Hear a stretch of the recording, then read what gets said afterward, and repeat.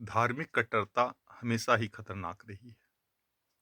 बहुत से लोग कहते हैं कि ये मुस्लिम राजपूत हैं, ये भी तलवार के डर पे सलवार पहन लिया, ऐसी बात नहीं है। ये हिंदू धर्म के तथाकथित जो पुरोहित थे और उनके जो तथाकथित संरक्षक थे, कुछ संरक्षक तो राजपूत ही थे ऑब्वियसली, किसी पुरोहित की इतनी औकात नहीं थी। 4 डंडा मारते तो ही उनकी औकात सामने आ जाती।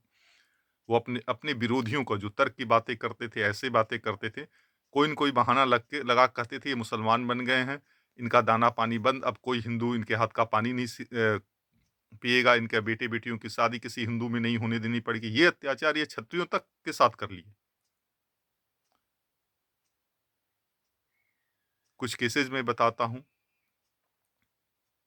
विक्रमजीत सिंह, चलिए लड़की मुस्लिम अच्छी थी या जो भी उनको पसंद आ गई, उसके चक्कर में उनको बोल दिया, रानी को, पहली बड़ी रानी को बोला कि मुसलमान बन गए, मुस्लिम लड़की से शादी कर लिया, ये कर लिया। बाद में उनके बेटे को भी और उनके समर्थक गुस्से में फिर मुसलमान बन गए और आजमगढ़ डिस्ट्रिक्ट विक्रमजीत सिंह गौतम के बेटे के नाम पे है। मोहम्मद अली जिन्ना के बाबा जो लोहाना राजपूत थे, उन्होंने मछली का व्यापार किया, काफ़ी पैसे बनाए। बाकी लोहाना समुदाय जो बाद में वेजिटेरियन हो गए थे, उनको ही समाज से बहिष्कृत करने लगे। इसलिए ना चाहते हुए गुस्से में जिन्ना के पिता ने इस्लाम को अपना लिया।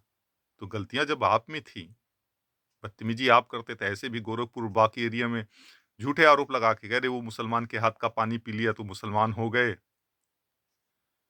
कभी-कभी लोगों को ना चाहते हुए भी एलायंस बनानी पड़ती थी। जैसे शेरशाह सूरी ने हमारे पूर्वजों के साथ वहाँ फतेहपुर और बाकी इलाके में बनाया एलायंस बनाया।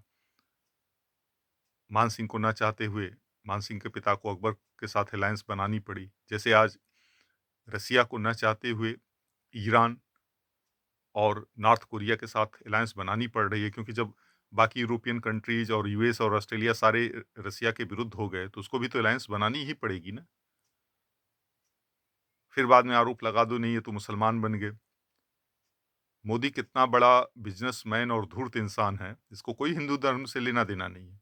जब राजेश्वर सिंह ने घर वापसी का काम किया तो उनका एक ये भी था कि कोई भी मुस्लिम राजपूत अपने आप को पहले राजपूत बोलता है, फिर बाद में मुसलमान कहना पसंद करता है और वो हिंदू बनने के लिए तैयार हैं, क्योंकि वो कभी भी दिल से इस्लाम को नहीं स्वीकारा था। सिर्फ इन तथाकथित पुरोहितों जिनकी 2 कौड़ी की औकात नहीं थी, भिखारियों, इनके अत्याचारों के कारण उन्होंने इस्लाम किया था। हाँ, उस समय उन्होंने गलती किया।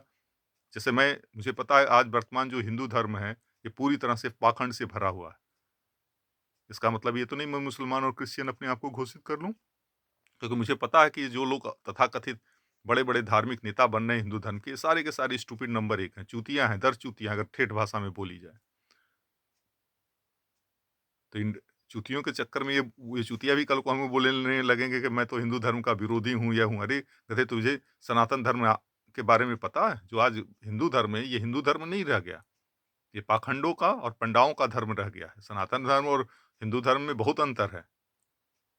खैर, किसी भी हिंदू और किसी भारत के या विश्व के जितने भी हिंदू, इनकी औकात नहीं है कि मेरे सामने डिबेट कर सकें। लेकिन हाँ, हमेशा परिस्थितियाँ एक जैसी नहीं रहती हैं, तो ना चाहते हुए उन्हें इस्लाम बनना पड़ा था। ये इसके लिए पूर्ण रूप से भारत के उस समय के तथाकथित पुरोहित लोग ज़िम्मेदार थे।